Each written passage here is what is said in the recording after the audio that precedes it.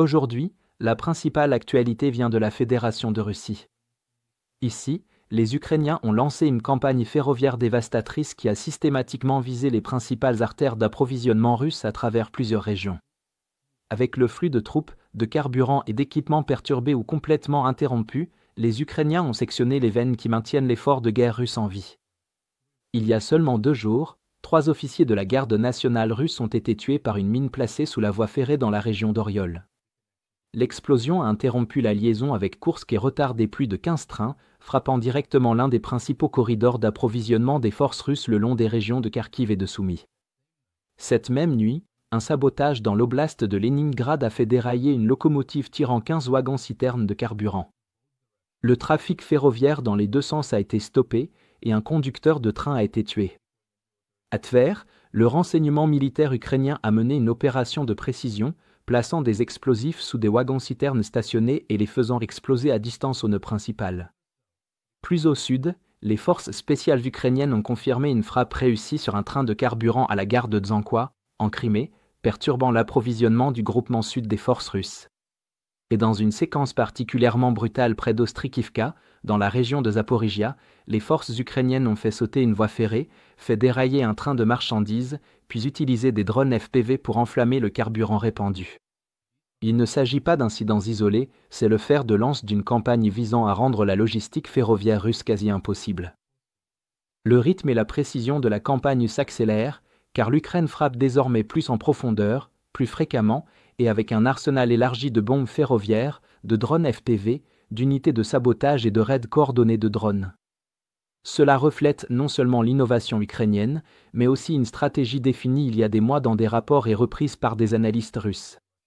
Les chemins de fer constituent la colonne vertébrale logistique de la Russie, puisque presque tout le matériel lourd, le carburant et le personnel à destination de l'Ukraine transitent par une poignée de points d'étremblement, de ponts, de sous-stations de traction et de postes d'aiguillage.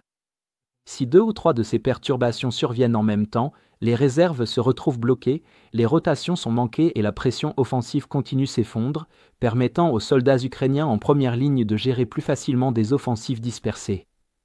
Au-delà des frappes majeures, l'arrière est également sous tension, car dans la région de Leningrad, 3 autres wagons ont déraillé, et dans la région de Komi, des partisans ont incendié une locomotive en gare. Des attaques de drones ont endommagé des armoires de relais à la gare d'Archeda, à Volgograd, et déclenché des incendies sur plusieurs points ferroviaires à Rostov.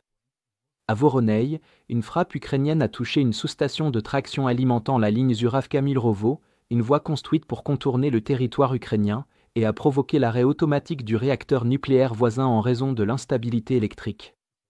Krasnodar et Bryansk ont également vu leurs sous-stations frappées, toutes 2 essentielles au déplacement des trains le long du corridor sud. À Melitopol, le renseignement ukrainien a fait exploser un dépôt de munitions lié à une voie ferrée et tué plusieurs marines russes, tandis que d'autres trains de carburant ont été ciblés à Molochansk et dans le sud de la région de Zaporijia. Le schéma des frappes obéit à une logique claire. Il ne s'agit pas seulement de viser les trains en mouvement, mais d'attaquer l'infrastructure statique qui les soutient. Les sous-stations, les armoires de relais et les postes d'aiguillage sont désormais des cibles régulières. Au total, des sources russes admettent que plus de 250 trains ont été retardés rien que ces dernières semaines, la majeure partie des perturbations économiques provenant des frappes dans les régions de Rostov, Volgograd et Krasnodar. Il s'agit d'une dégradation à l'échelle de la carte, qui ne paralysera peut-être pas totalement la logistique russe d'un seul coup, mais qui est continue et de plus en plus difficile à contenir pour Moscou. Globalement, l'effondrement de la logistique russe n'est plus une prédiction, c'est un processus visible qui se déroule en temps réel. L'Ukraine a trouvé la formule pour contourner les cibles militaires fortifiées et frapper l'infrastructure molle et statique qui les soutient. Le sabotage ferroviaire, les embuscades contre les trains de carburant et les attaques ciblées contre les sous-stations ont laissé la Russie s'efforcer de réparer, de dévier et de remettre en état son réseau ferroviaire. À chaque frappe, le coût du transport des approvisionnements augmente et la marge pour soutenir leurs différentes offensives se réduit. Si ce rythme se maintient, la Russie pourrait bientôt ne plus être capable de se déplacer assez vite pour combattre, car de nombreux secteurs constatent déjà une baisse spectaculaire du rythme offensif russe. Pour regarder les images de combats non censurées que nous avons utilisées dans ce reportage, consultez notre carte interactive d'actualité. Ici, Nous ne sommes pas limités par les politiques de YouTube et nous pouvons enfin vous montrer la version complète et non coupée de ce qui s'est réellement passé. Mais ce qui est encore plus important, c'est que cette carte vous donnera accès à toutes nos analyses d'événements majeurs, bien au-delà de ce que nous avons pu inclure dans cette vidéo. Nous avons travaillé en coulisses pendant presque un an pour développer cette carte. Donc, pour tous ceux qui ont aimé la carte et souhaitent nous soutenir financièrement, nous lançons également une promotion de 50% sur tous les abonnements. En vous abonnant, vous bénéficierez non seulement d'un accès premium à la carte, avec encore plus de fonctionnalités avancées, mais vous débloquerez aussi toutes nos mises à jour stratégiques exclusives, nos panoramas sur tous les fronts et nos vidéos de géopolitique stratégique. Si vous vouliez soutenir nos efforts mais n'en aviez pas encore eu l'occasion, c'est le moment idéal pour sauter le pas et faire la différence. Alors, consultez le lien dans la description pour devenir un membre exclusif de notre communauté. Je remercie sincèrement tous ceux qui ont décidé de nous rejoindre, votre soutien compte énormément pour nous.